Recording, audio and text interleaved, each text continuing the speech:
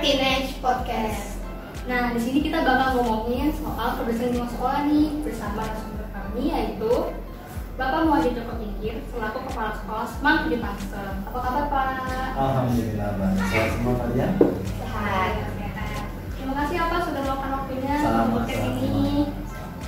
Nah, ngomongin soal kebersihan lingkungan sekolah nih, menurut Bapak bagaimana sih keadaan lingkungan kebersihan sekolah saat ini?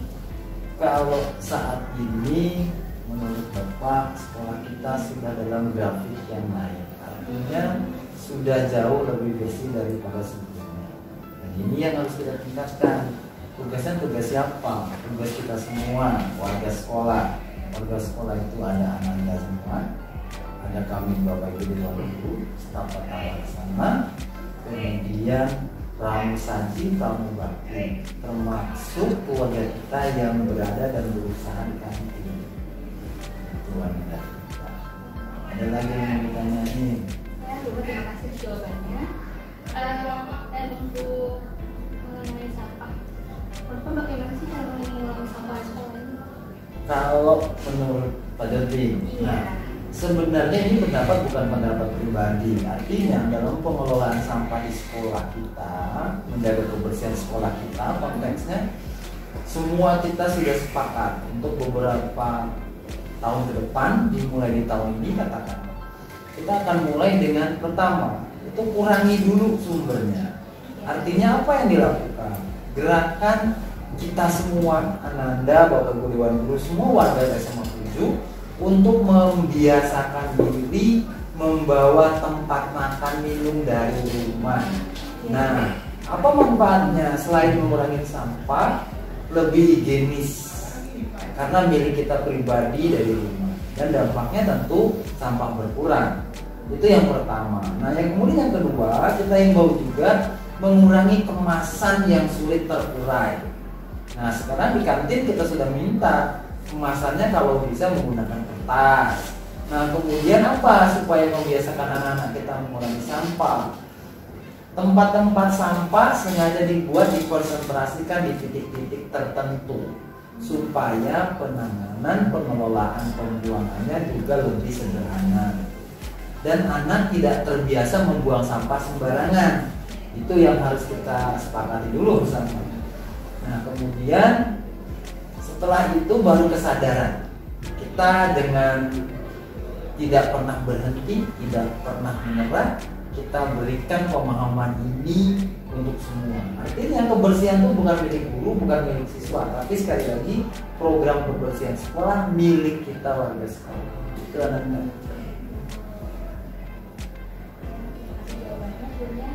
Selanjutnya, kalau menurut apa sih yang akan terjadi kalau siswa kedepannya masih nggak peduli sama kebersihan lingkungan sekolah?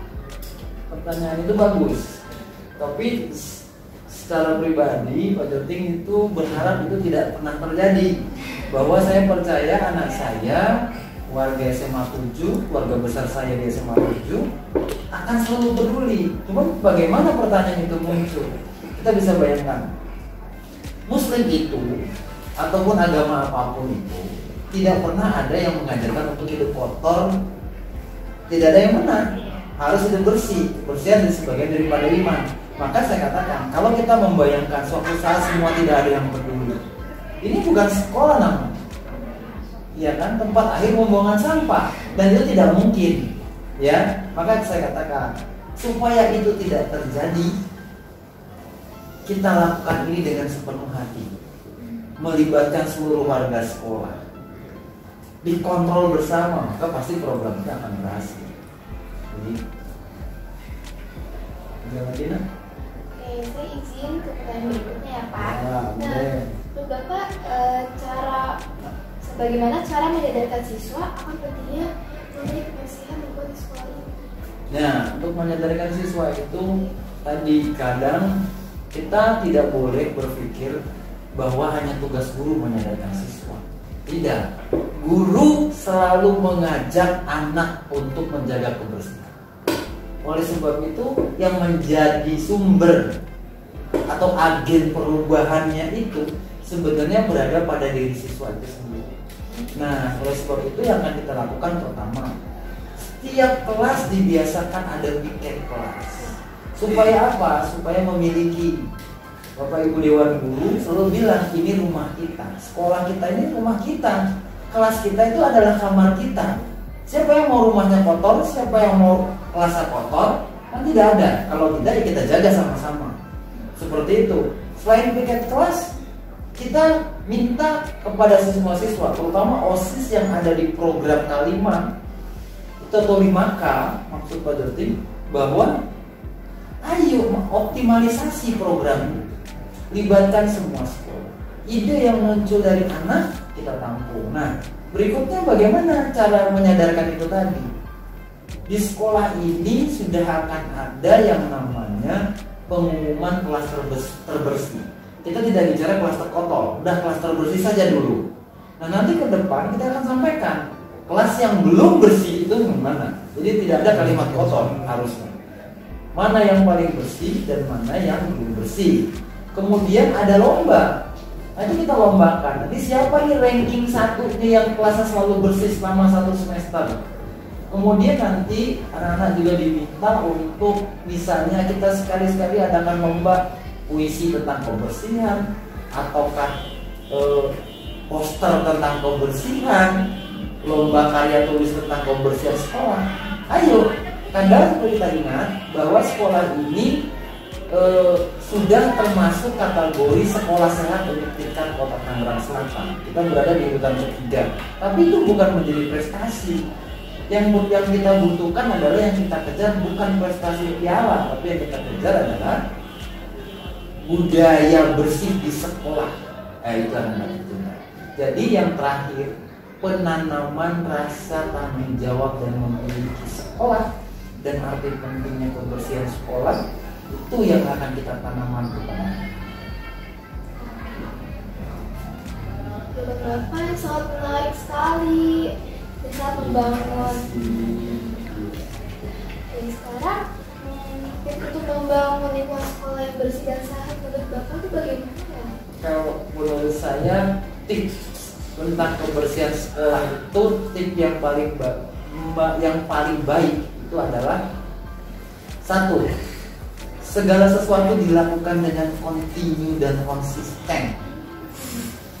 Kontinu terus menerus, tepat, konsisten dia, tidak berubah. Kemudian melibatkan semua warga sekolah. Kemudian menerima kritik dan masukan yang bersifat konstruktif, maksud saya. Kemudian yang terakhir adalah evaluasi terhadap apa yang sudah dilakukan. Peningkatan terus-menerus apa yang sudah baik dan lakukan apa yang belum dilakukan. Mungkin itu Ananda dari Pak Yogi. Ada lagi pertanyaan yang lain? Ada Pak, dan ini juga pertanyaan terakhir. Nah, harapan Bapak ke depannya mengenai lingkungan sekolah ini bagaimana ya? Harapan Pak Yogi itu, Ananda tercinta, sekolah ini menjadi sekolah yang bersih, sekolah yang sehat, sekolah yang bisa menjadi contoh untuk lingkungan sekitar, bahkan bila perlu untuk contoh untuk secara nasional. Bahwa SMA 7 di tengah kota tidak punya kebun yang luas tapi sekolah yang bersih, ada tanaman yang indah dan bermanfaat. Kita tidak punya tempat yang luas tapi sekolahnya bersih tapi asri, itu harapannya. Dan benar-benar kita bertanggung jawab dengan sekolah sehat yang disematkan di kita di tahun ini. Jangan lihat, Pak kita juara 3. Oh bukan itu. Tetapi yang terpenting sekali lagi, bukan juara, tetapi budaya. Budaya bersih di sekolah ini harus kita tingkatkan. Harapannya seperti itu, dan itu menjadi ciri khas SMA Negeri 7 Kota Tangerang Selatan, sekolah yang kita cintai bersama. Terima kasih Pak, jawabannya sangat Sama-sama. membangun. Sehat selalu untuk kalian. Salam untuk semua teman-teman dan warga sekolah kita. Terima kasih Bapak sudah menjawab semua pertanyaan dari kami, dan semua jawaban Bapak itu sangat menarik dan sangat membangunkan ya. Nah, guys, jadi sekian dari podcast kami, dan jangan lupa untuk selalu menjaga kebersihan lingkungan sekolah dan selalu ingat, sampah kita itu adalah tanggung jawab kita sendiri. Dan jangan lupa untuk nantiin video dari podcast kami selanjutnya. Terima kasih. Tadi seru banget ya. Iya, sumpah tadi lu lihat kan? Iya. Baby, kita nggak boleh buang sampah sembarangan. Ini punya lo kan? Iya. Buang dulu yuk. Ayo.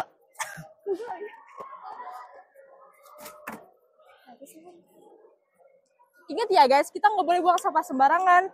Dan untuk selalu menjaga kebersihan sekolah.